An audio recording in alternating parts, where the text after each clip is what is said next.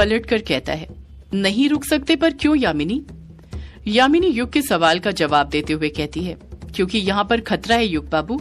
आपने सुना नहीं था कार्तिक पुजारी जी ने हमें कहा था कि जब वो ग्रेवयार्ड कोठी के अंदर घुसे थे तब उन्हें यहाँ पर काली शक्ति के होने का एहसास हुआ था। युग पलटकर कहता है, पर यामिनी मुझे तो किसी भी काली शक्ति का एहसास नहीं हो रहा, न ही किसी चीज से डर लग रहा है। मुझे तो ये जगह पूरी तरह से सुरक्षित लगती है, यहाँ पर कोई खतरा नहीं है। यामिनी ना में अपना सिर हिलाते हुए कहती है, नहीं युग बाबू, ये जगह सुरक्षित नहीं है। आप कैसे भूल सकते हैं, ये कोई ऐसी वैसी कोठी नहीं है, ग्रेवयार्ड कोठी है। ना ही ये पहले सुरक्षित थी, ना ही अब सुरक्षित है। युग पलटकर कुछ कहता उससे पहले ही अभिमन्यु यामिनी का साथ देते हुए बोल पड़ता है, हाँ युग, यामिनी ठीक बोल रही है, हमें अब यहाँ से चलना चाहिए। पुजारी जी ने तो हमें ग्रेवयार्ड कोठी के अंदर भी घुसने से मना किया था, पर फिर भी हम यहाँ पर आ गए। उन्हें नहीं पता चलना चाहिए कि हमने अनुराग अंकल के शव को ताबूत में रखा है, वरना वो हम पर और गुस्सा होंगे। युग के कोई फैसला लेने से पहले ही यामिनी उस पर फिर दबाव बनाते हुए कहती है, युग बाबू, मैंने आपकी सारी बातें मानी है ना, अब आप भी मेरी एक बात मानिए और चलिए यहाँ से। काफी वक्त हो चुका है, अब जाने का वक्त हो गया है। यामिनी के इतना दबाव बनाने पर वो अपने आप को रोक नहीं पाता और खुद ब खुद खड़े होकर वापस से ग्रेवयार्ड कोठी के बाहर की तरफ जाने लग जाता है। जैसे ही युग ग्रेवयार्ड कोठी से बाहर निकलता है, वो अपने अतीत की यादों में से बाहर आ जाता है। इस वक्त युग डाइनिंग टेबल पर ही बैठा हुआ था और अतीत की गहरी सोच में खोया हुआ था। उसे आज भी इस बात का दुख था कि वो आज तक अपने पिता अनुराग को मुक्ति नहीं दिला पाया था, न ही अनुराग की दूसरी आंख ढूंढ पाया था, न ही काले साये का अंत कर पाया था। उसे तो ये तक नहीं पता था कि काला साया इस वक्त कहाँ पर है और क्या कर रहा है। युग इस बारे में सोच ही रहा था कि तभी यामिनी किचन में सारे बर्तन रखने के बाद वापस से डाइनिंग टेबल के पास आकर खड़ी हो जाती है। यामिनी युग को देखकर ही जान जाती है कि युग किसी सोच में खोया हुआ था। यामिनी युग से बड़े प्यार से कहती है, किन ख्यालों में खोए हुए हैं युग बाबू? युग यामिनी की तरफ देखते हुए कहता है, कहीं नहीं खोया हुआ हूँ यामिनी, यहीं पर तो हूँ। तुम भी ना कुछ भी बोलती हो। यामिनी बड़े प्यार से पलट कर कहती है, कुछ भी नहीं बोल रही हूँ युग बाबू, मैं आपका चेहरा पढ़ सकती हूँ और आपका चेहरा साफ कह रहा है कि आप किसी बारे में सोच रहे हैं। आपको पता है ना, आप मुझसे झूठ नहीं बोल सकते हैं, फिर आप झूठ बोलने की कोशिश क्यों कर रहे हैं? बताइए किस बारे में सोच रहे थे आप? युग यामिनी से नजरें चुराने लग जाता है। युग के समझ नहीं आता कि वो यामिनी को कैसे बताए कि वो किस बारे में सोच रहा था। युग को ऐसा करते देख यामिनी समझ जाती है कि कुछ ऐसी बात थी जो युग उसे नहीं बताना चाहता था। उस बात से बस मायूसी ही छाने वाली थी और कुछ नहीं। इसलिए यामिनी बड़ी चतुराई के साथ फिर बोल पड़ती है, मुझे पता है युग बाबू, आपने जरूर मेरे ख्यालों में खोए हुए होंगे। मैं हूँ इतनी सुंदर कि जो मुझे देख लेता है मेरे ही ख्यालों में खोया रहता है। क्यों, मैंने सही कहा ना? आप मेरे ही बारे में सोच रहे थे ना युग बाबू? यामिनी की बात सुनकर युग के चेहरे पर अपने आप ही मुस्कान आ जाती है और वो मुस्कुराते हुए ही बड़े प्यार से कहता है, हाँ मेरी यामिनी, मैं तुम्हारे ही बारे में सोच रहा था। तुम्हारे बारे में नहीं सोचूंगा तो किसके बारे में सोचूंगा? आखिर तुम ही तो हो मेरे दिल की धड़कन। यामिनी युग का हाथ पकड़ते हुए कहती है, अब अपनी इस दिल की धड़कन की बात मानिए और सोने चलिए। कल सुबह जल्दी उठकर हमें जाना भी तो है। युग अपनी दोनों भवें ऊपर उठाते हुए हैरानी के साथ पूछता है, जाना है? पर कहाँ पर यामिनी? यामिनी युग के सवाल का जवाब देते हुए कहती है, मंदिर युग बाबू। युग फिर पूछता है, मंदिर जाना है पर क्यों यामिनी? यामिनी युग को सारी बात बताते हुए कहती है, तारा से मिलने के लिए युग बाबू। बहुत दिन हो गए मैं तारा से नहीं मिली हूँ, पता नहीं कैसी होगी। मुझे उसकी बहुत याद आ रही है तो सोच रही हूँ कल उससे मिलने चलते हैं। युग कुछ हिचकिचाहट के साथ कहता है, पर यामिनी तुम्हें पता है ना, मुझे कार्तिक पुजारी जी ने मंदिर के अंदर कदम रखने से भी मना किया है। अगर उन्हें ये बात पता चली तो वो फिर तुम पर गुस्सा होंगे। यामिनी झट से बोल पड़ती है, युग बाबू, मैं आपको मंदिर के अंदर जाने के लिए थोड़ी बोल रही हूँ, मैं तो बस आपको मंदिर तक मेरे साथ चलने के लिए बोल रही हूँ। मंदिर में तारा से मिलने के लिए मैं खुद चले जाऊंगी। मैं तो सीधे तारा से मिलने के लिए पुजारी जी की कुटिया ही चले जाती, पर आपको पता है ना, वहाँ पर वर्षस्विनी भी होगी और वो हमें तारा से। इतना कहकर यामिनी फिर खुद चुप हो जाती है। युग भी हिचकिचाहट के साथ कहता है, पर यामिनी, मुझे मंदिर के पास भी जाना ठीक नहीं लगता, तुम खुद ही अकेले चली जाओ ना। यामिनी हल्की सी नाराजगी के साथ कहती है, नहीं युग बाबू, मैं अकेले बिल्कुल भी नहीं जाने वाली। जाऊंगी तो आपके साथ ही। और क्या आपको तारा की याद नहीं आती? आपका मन नहीं करता तारा से मिलने का? युग मायूसी के साथ कहता है, मन तो मेरा भी तारा बेटी से मिलने का बहुत करता है यामिनी, पर तुम जानती हो ना कि अब हालात पहले जैसे नहीं रहे। वर्चस्विनी जी को तो मेरे नाम से ही नफरत है। यामिनी फिर बोल पड़ती है, हालात को देखते हुए तो बोल रही हूँ युग बाबू कि हमें तारा से मिलने जाना चाहिए। इसी बहाने हमें ये भी पता चल जाएगा कि पुजारी जी अपने मकसद में कहाँ तक पहुंचे हैं, उनके मकसद की शुरुआत हुई भी है या नहीं। युग कुछ फैसला ले पाता उससे पहले यामिनी उस पर दबाव बनाते हुए कहती है, प्लीज चलिए ना मेरे साथ युग बाबू, मैं भी आपके साथ हर जगह चलती हूँ ना, तो क्या फिर आप मेरे साथ नहीं चलेंगे। इतना कहकर यामिनी युग के हाथ पकड़ती है और एक ही रट बार बार लगाते हुए युग से कहती है, प्लीज प्लीज प्लीज चलिए ना युग बाबू मेरे लिए। यामिनी के इस नजाकत भरे अंदाज पर युग मुस्कुराते हुए कहता है, ठीक है यामिनी, मैं चल दूंगा तुम्हारे साथ, मेरे मना करने पर तुम मानने कहाँ वाली हो, तुम्हें अपनी बात अच्छे से मनवानी आती है। यामिनी खुश होते हुए कहती है, ये हुई ना मेरे युग बाबू वाली बात। तारा से मिलने की खुशी में यामिनी इतने ज्यादा खुश हो जाती है कि वो युग को अपने गले लगा लेती है। युग भी अपनी बाहें फैलाकर यामिनी को अपनी बाहों में भर लेता है और वो दोनों एकदम से खामोश हो जाते हैं। उनके बीच वो खामोशी छा जाती है कि बस उनके दिल की धड़कन उन दोनों को सुनाई दे रही थी जो एक साथ चल रही थी।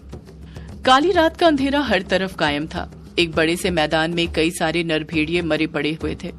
वो नर भेड़िए जिनका सिर भेड़िए की तरह था और धड़ इंसान के बदन की तरह। ऐसे ही दिखने वाले कई सारे नर भेड़ियों की लाशों से पूरा मैदान भरा हुआ था। नर भेड़ियों के पीले रंग के खून के छींटों से मैदान रंग गया था। किसी की गर्दन उसके धड़ से अलग कर दी गई थी तो किसी के हाथ पैर। उस मैदान में एकदम सन्नाटा छाया हुआ था।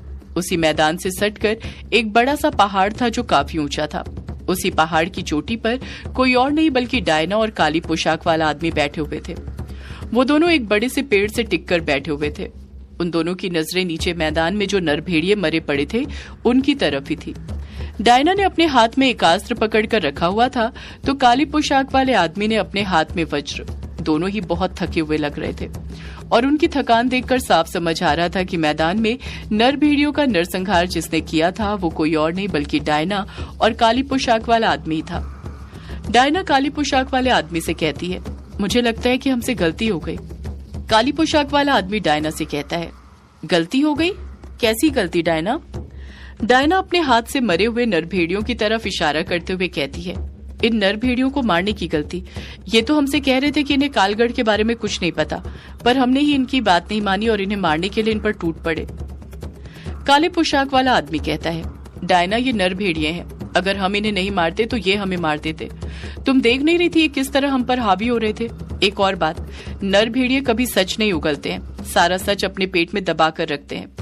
मुझे तो लगता है कि इन्हें पता था कि कालगढ़ कहाँ पर है, पर तब भी इन्होंने हमें नहीं बताया।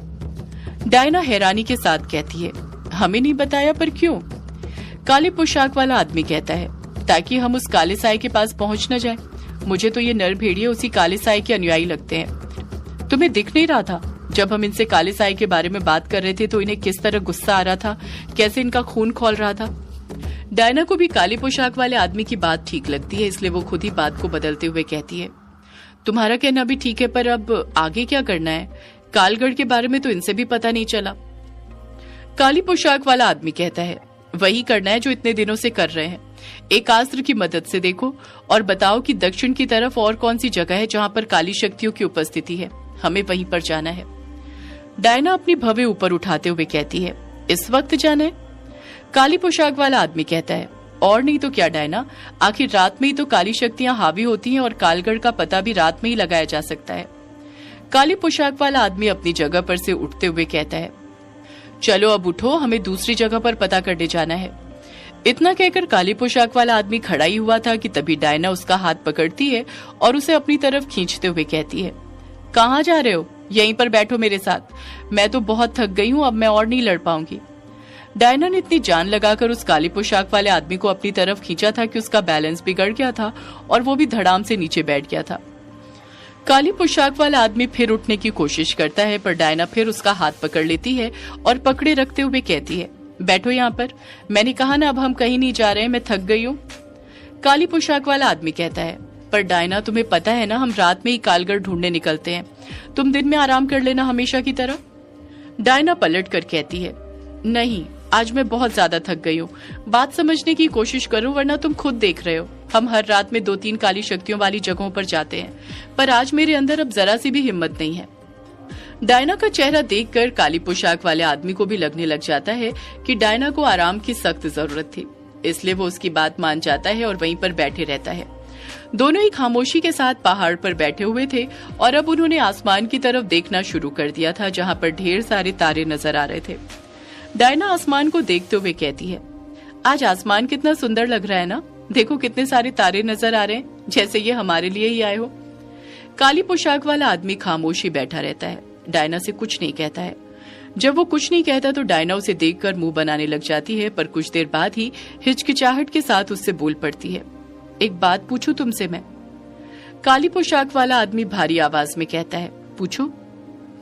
डायना एक्साइटमेंट के साथ काली पोशाक वाले आदमी की तरफ देखते हुए कहती है, पहले तुम वादा करो कि तुम नाराज नहीं होगे। इतना कहकर डायना अपना एक हाथ उस काली पोशाक वाले आदमी की तरफ बढ़ा देती है वादा करने के लिए। काली पोशाक वाला आदमी जैसा था वैसा ही रहता है, बिल्कुल भी अपना हाथ आगे नहीं बढ़ाता है, बल्कि डायना की तरफ देखने की जगह आसमान की तरफ ही देखते रहता है। डायना फिर कहती है, अरे वादा तो करो, तभी तो मैं तुमसे सवाल पूछूंगी। काली पोशाक वाला आदमी अभी भी कुछ रिएक्ट नहीं करता है, जैसे उसे डायना की इन बातों से जरा सा भी मतलब ना हो। डायना खुद ही बोल पड़ती है, नहीं करना वादा मत करो, वैसे भी तुम थोड़ी कभी मुझसे नाराज होने वाले हो, अब तो तुम्हें मुझे झेलना ही पड़ेगा, चाहे मैं कैसी भी हूँ। उस काली पोशाक वाले आदमी ने अपने हाथ में जो वज्र पकड़ कर रखा हुआ था, डायना उसे देखते हुए अपना खुराफाती दिमाग चलाते हुए अगले ही पल उस काले पोशाक वाले आदमी से पूछ पड़ती है, एक बात बताओ, तुम ये जिंदगी भर अपने हाथ में वज्र ही पकड़े रहोगे कि कभी मेरा हाथ भी थामोगे?